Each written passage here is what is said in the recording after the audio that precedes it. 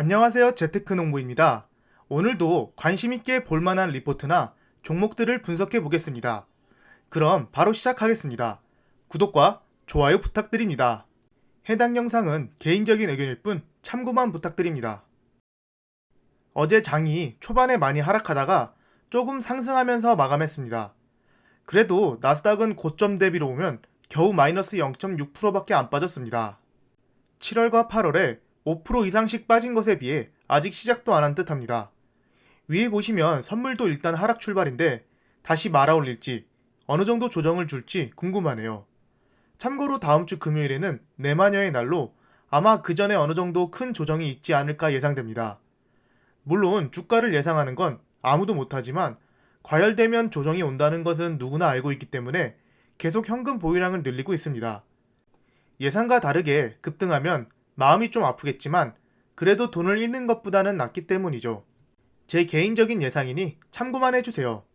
제가 며칠 전에 소개해드린 종목입니다. 애플 아이폰 13에 글로벌 스타의 칩이 들어간다는 소문으로 인해 거의 100% 가까이 급등했습니다. 조금 잠잠해지다가 어제 다시 30%가량 올랐는데 어떤 소식으로 올랐는지 확인해 보겠습니다. 글로벌 스타의 주가는 애플과의 협업에 대한 소문이 확실해지면서 수요일에 30%가량 급등했습니다. 지난달 말에 애플 전문 분석가인 밍치권은 애플의 새로운 아이폰이 위성통신을 지원할 것이라고 주장했습니다. 이 사람은 애플 분석가에서 꽤 유명한 사람인 듯합니다. 밍치권은 글로벌 스타와의 제휴를 통해 아이폰 사용자에게 통신 사각 지역에서 전화를 걸 수 있는 기능을 제공할 수 있을 것이라 예상했습니다. 그 분석을 본 투자자들은 글로벌 스타의 주식을 빠르게 투자하여 엄청나게 급등했습니다. 뉴스를 보시면 14일에 아이폰 13이 공개됩니다. 스페셜 이벤트 초대장을 보냈으며 이 애플 미디어 행사 때 뭔가 글로벌 스타와 관련된 발표가 있을 것이라고 합니다. 9월 14일에 있을 애플의 미디어 행사에는 애플의 최신 아이폰 모델을 선보이고 기타 새로운 제품과 서비스를 발표할 것으로 예상됩니다. 빨간 밑줄 부분을 보시면 글로벌 스타의 투자자들은 SNS에서 FCC, 연방통신위원회 허가에 관한 문서를 공유하고 있는데 이는 글로벌 스타와 애플 간의 계약을 나타낼 수 있다고 합니다. 그러나 문서에는 애플이 구체적으로 언급되어 있지 않고 세부 사항이 간단하기 때문에 아직 정확하지는 않고 추측이라고 합니다. 애플의 블록버스터 이벤트가 며칠 남지 않아 새로운 아이폰에 글로벌 스타의 위상 기술이 탑재될지 여부는 곧 알게 될 것입니다. 아마 애플의 미디어 행사날 이 글로벌 스타의 주가가 엄청나게 움직일 듯합니다. 미리 사신 분들은 잘 판단하셔서 매도하시면 될 것 같고 신규로 진입하기에는 너무 위험한 자리인 듯합니다. 정말 들어가기 무서운 차트 모양입니다. 어제 나온 또 다른 뉴스를 분석해 보겠습니다. 이 뉴스를 보시면 주식시장이 연말까지 15% 하락할 수 있다고 모건 스탠리가 경고했습니다. 그러면서 어떻게 포트폴리오를 조정해야 되는지 알려주는 뉴스입니다. 어떻게 분석했는지 한번 알아보겠습니다.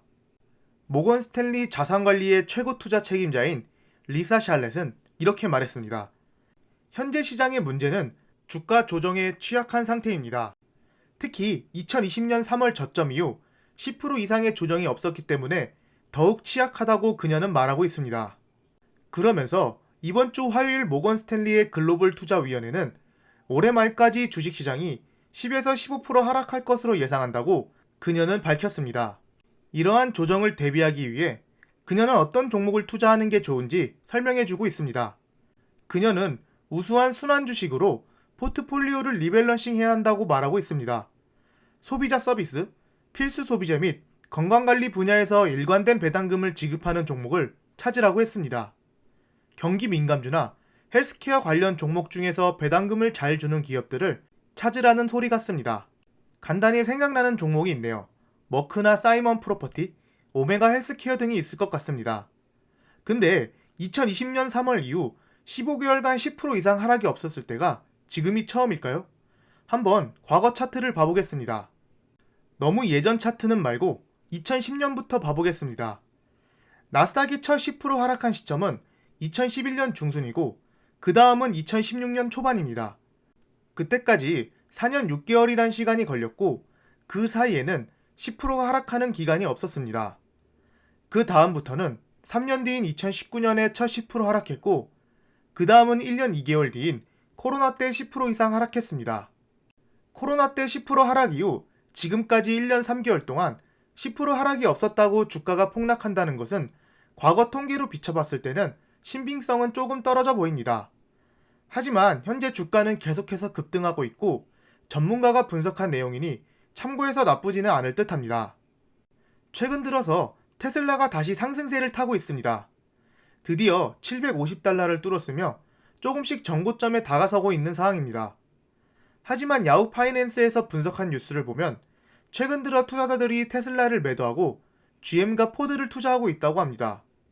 어떠한 이유인지 확인해 보겠습니다.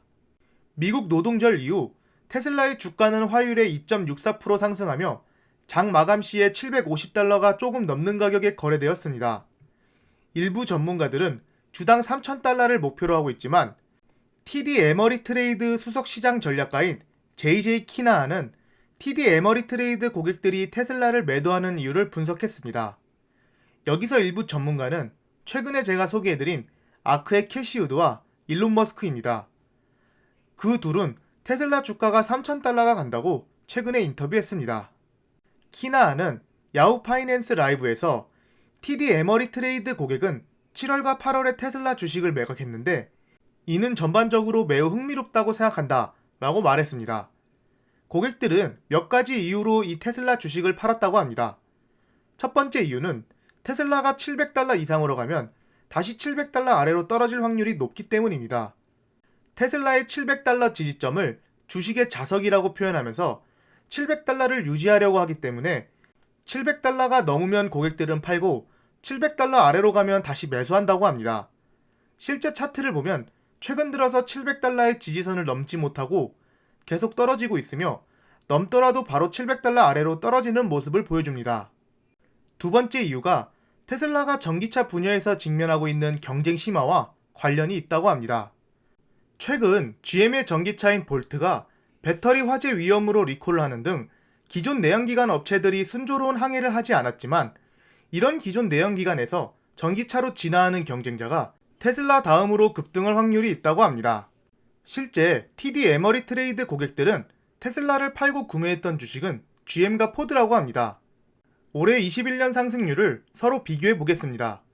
차트를 봐도 GM과 포드가 올해 급상승했습니다. 테슬라는 이제 상승을 하고 있습니다. 하지만 테슬라의 미래는 충분히 밝다고 말하고 있습니다. 애널리스트 키나하는 포드와 GM이 전기차 성능은 입증했지만 테슬라와 비교하여 전기차 산업에서 아직 가치를 입증하지 못했다고 말했습니다. 현재 그는 테슬라의 우수한 배터리 기술과 제조 능력이 뛰어나다고 말하고 있습니다. 키나하는 테슬라는 분명히 더 나은 배터리 기술을 가지고 있어 다른 제품보다 유리합니다 라고 말했습니다. 하지만 우리 고객들이 정말로 원하는 것은 포드와 GM이 계속해서 전기차 산업에서 훨씬 더 경쟁력 있게 발전하기를 원하고 있다고 합니다. 또한 테슬라는 일반적인 자동차 회사가 아님을 보여주면서 동시에 비즈니스 성장을 위한 새로운 영역을 찾고 있다고 키나하는 말했습니다. 테슬라는 8월 초에 테슬라 에너지 벤처라는 새로운 자회사를 통해 텍사스 공공 유틸리티 위원회에 전기를 판매하기 위한 신청을 진행했습니다.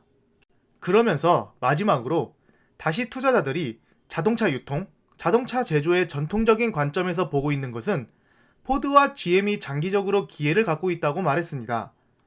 정리하자면 테슬라는 전기차 시장에서 충분히 압도적이나 GM과 포드도 충분히 경쟁할 기회가 있다고 보는 듯합니다. 포드와 GM은 아직 전기차 기술을 충분히 보여주지 못했지만 테슬라와 함께 경쟁하면서 성장할 가능성이 크다고 말해주는 것 같습니다. 즉, GM과 포드도 테슬라처럼 높이 올라갈 수 있다고 보는 뜻합니다. 절대 투자 추천 영상이 아닌 개인적인 의견이니 참고만 부탁드립니다. 지금까지 제 영상을 봐주셔서 감사합니다. 구독과 좋아요 부탁드립니다.